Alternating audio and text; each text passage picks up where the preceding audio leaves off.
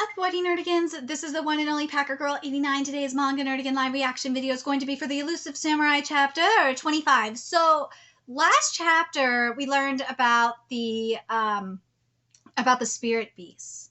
And something that was very interesting at the end of the chapter and was we saw the opposite. Okay, we had like a yin-yang motif, which is, of course, manga Illuminati. And that was with Takuji, and Takuji had this black paintbrush. And with the spirit beast where they were lively and all that. The spirit beast that was where Takuji was flat and lifeless. But, it's still glowing.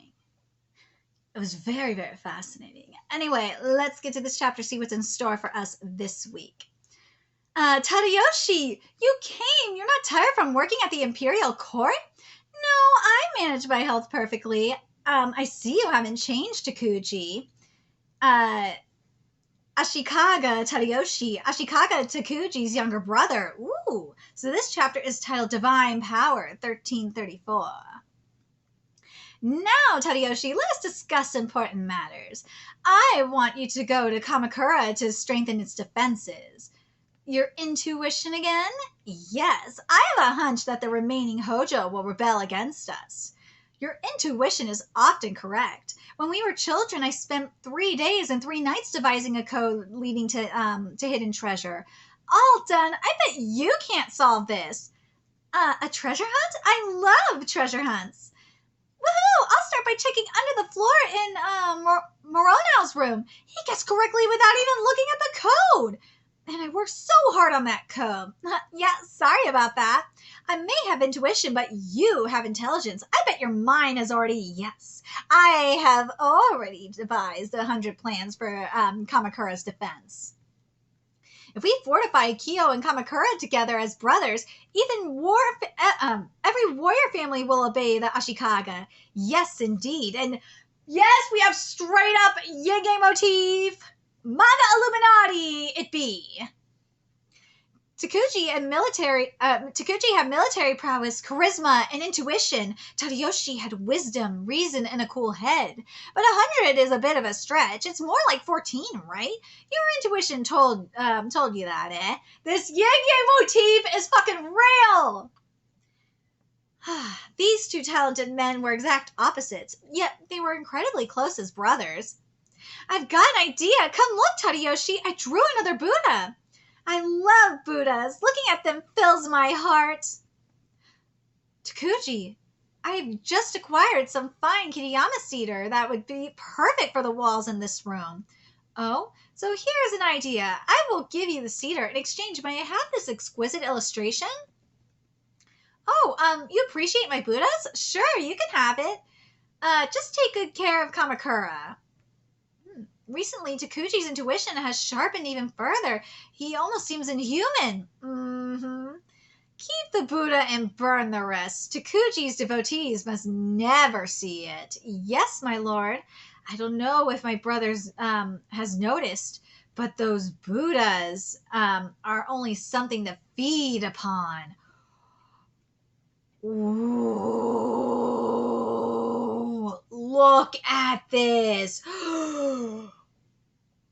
This is gorgeous!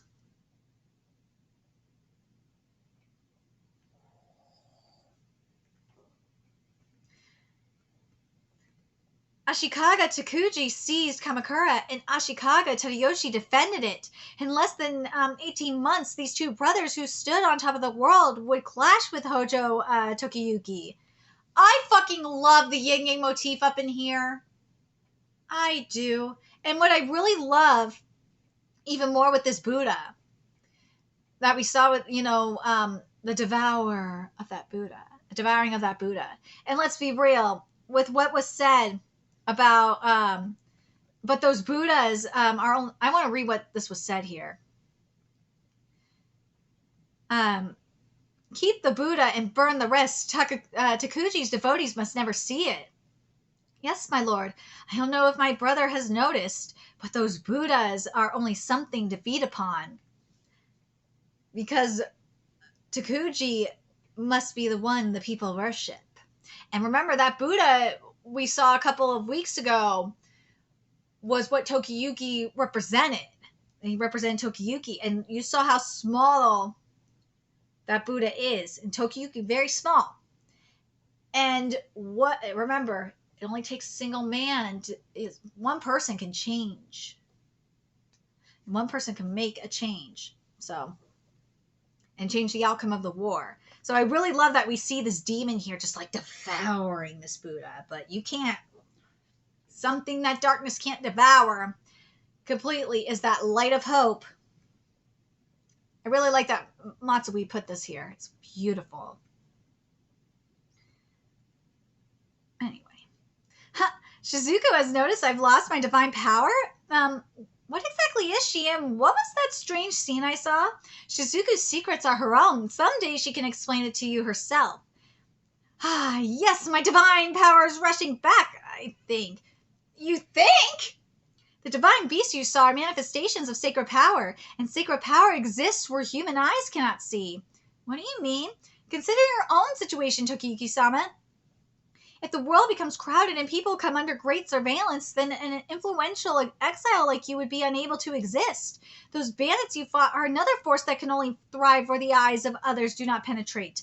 But now such powers dwindle. See what I mean with Tokiyuki being that Buddha? When people gain the right to own land through favor or service, their attachment to it grows and their dominion expands. And as humankind spreads, the places and powers yet unseen retreat. The mysteries such as this one lose their mystery. Ooh, look at that gorgeousness. Whoa, you split the ice in half! The people in this day and age believe that the famed gods crossing at Lake Suo is caused by the god Suomyojin. However, as more people observe it, they will come to see it as a natural phenomenon. In other words, as human strength grows, divine power fades. When the people see only crude reality, the gods and their powers will vanish. So goes the flow of time. It's true. Yorishige Dono, will you disappear someday too? Whoa! My aura is back in force. My divine power is undying. So that's what makes you shine? Anyway, my point is, this is the last era in which invisible powers will play a role, and it's the perfect time for your abilities. You are immortal and not a god, so live each day to the fullest. The place where you frolic now may someday melt away, so make the most of this topsy-turvy time. Okay. And let's be real, what Yorishige is talking about is childhood. Because when you're a child, that's when you believe in fairy tales and gods and all of that. But as you grow older, you start to rationalize and realize things for what they are, except for the rare people like me. And now is the time for Tokiyuki to take advantage of it, because he is a kid. I get all that, but you need to clean up after your playtime. I didn't need to know about this, Yorishige-sama. He used Tokiyuki-sama to collect all this stuff he's into? What a creep. Amazing! I can't see why he's doing that out in the open. I don't know, maybe it's okay for gods to do that? He almost makes it look sublime. Hidden from human eyes, a divine glow had accrued.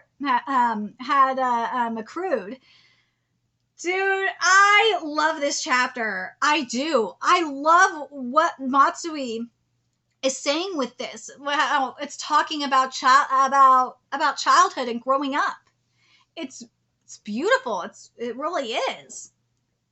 I'm very curious what you guys think. What do you guys think of and to an extent, he's not just talking about childhood, but talking about faith within itself, because I think with the Takuchi content, that was more so talking about hope and faith.